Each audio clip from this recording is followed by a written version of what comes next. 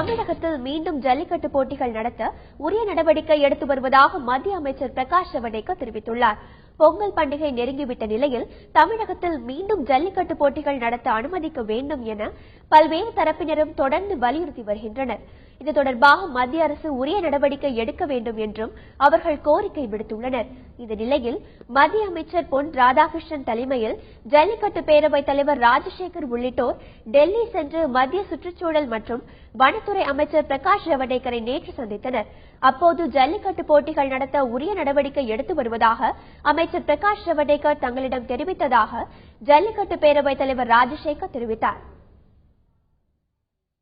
மத்திய அரசு ஜல்லிக்கட்டை நடத்த வேண்டும், தைப்பொங்கலிலே நடத்தப்பட வேண்டும் என்று அதற்கான வேலைகள் செய்து கொண்டிருக்கின்றது.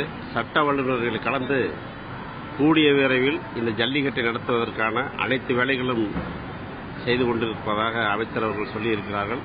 மீண்டும் ஓரிரு தினங்களில் ஐயா அவர்கள் எங்களை அழைத்து சென்று அதற்கான ஒரு நல்ல முடிவை தெரிவிப்பார்கள் என்று நாங்கள் நம்பியிருக்கிறோம்.